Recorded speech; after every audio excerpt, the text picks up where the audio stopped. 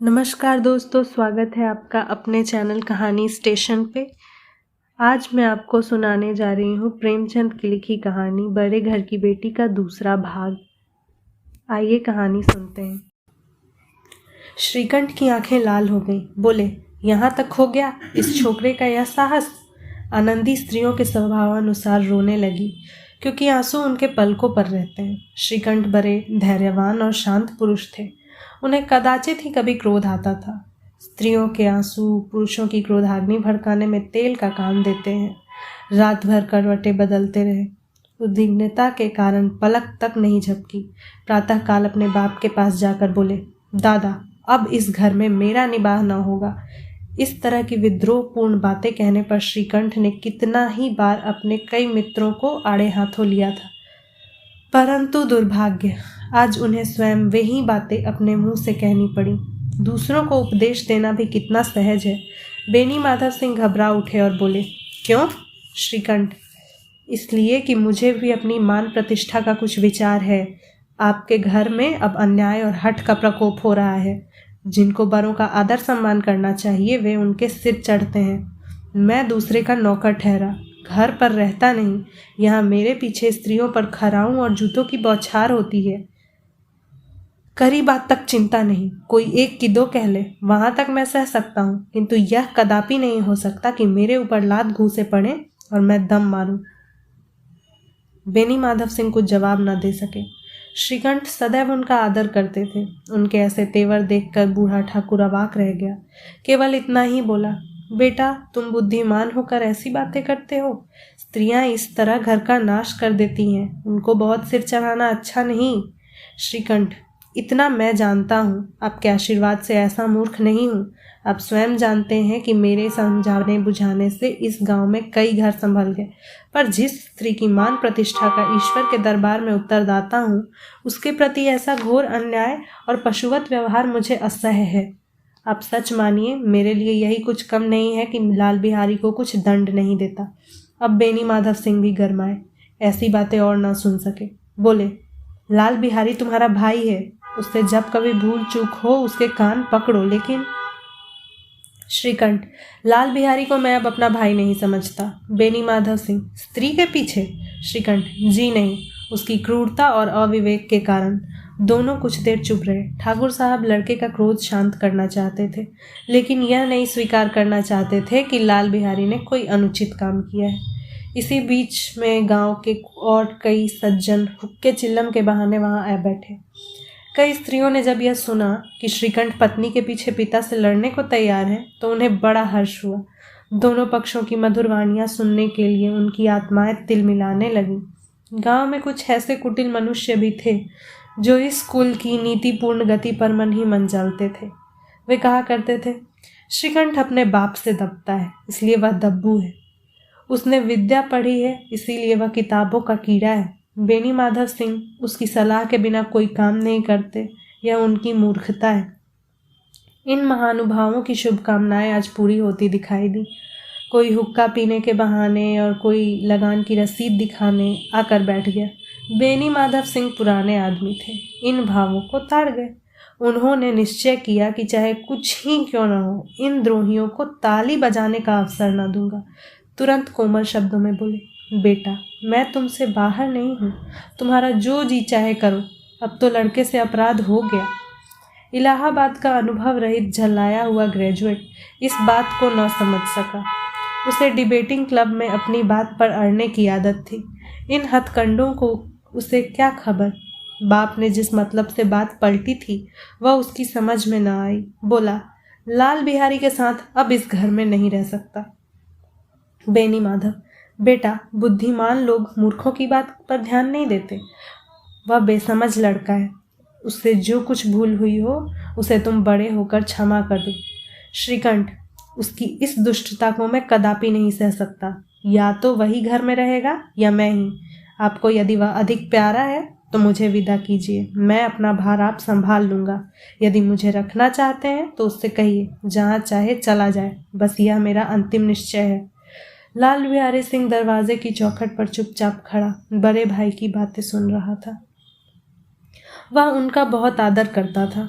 उसे कभी इतना साहस न हुआ था कि श्रीकंठ के सामने चारपाई पर बैठ जाए, हुक्का पी ले या पान खा ले। बाप का भी वह इतना मान न करता था। श्रीकंठ का भी उस पर हार्दिक स्नेह था। अपने होश में उन्होंने कभी उसे घुड़का तक न था। जब वह इलाहाबाद से आते तो उसके लिए कोई न कोई वस्तु अवश्य लाते। मुकद्दर की जोड़ी उन्होंने ही बनवा दी थी। पिछले साल जब उसने अपने से ड्योढ़े जवान को नागपंचमी के दिन दंगल में पछाड़ दिया तो उन्होंने पुलकित होकर अखाड़े में ही जाकर उसे गले से लगा लिया था। 5 रुपए के पैसे लुटाए थे। ऐसे भाई के मुंह से आज ऐसी हृदय विदारक बात सुनकर लाल बिहारी को बड़ी ग्लानि हुई। वह फूट फूट कर रोने लगा। इसमें संदेह नहीं कि अपने किए पर पछता रहा था। भाई के आने से एक दिन पहले से उसकी छाती धड़कती थी कि देखूं भैया क्या करते हैं, मैं उनके सम्मुख कैसे जाऊंगा, उनसे कैसे बोलूंगा, मेरी आंखें उनके सामने कैसे उठेंगी। उसने समझा था कि भैया मुझे बुलाकर समझा देंगे। इस आशा के विपरीत आज उसने उसे निर्दयता की मूर्ति बने हुए पाया। वह मूर्ख था, परंतु उसका मन कहता था कि भैया मेरे साथ अन्याय कह रहे हैं।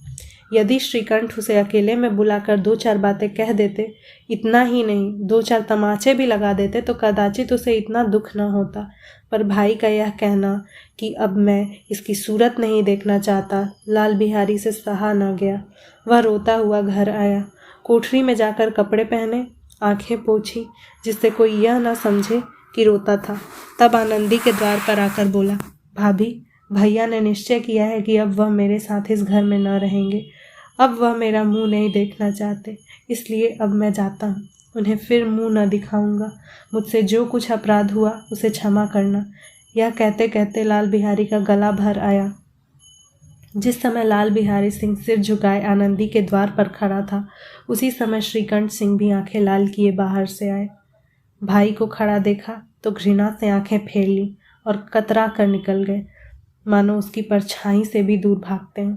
आनंदी ने लाल बिहारी की शिकायत तो की थी, लेकिन अब मन में पछता रही थी।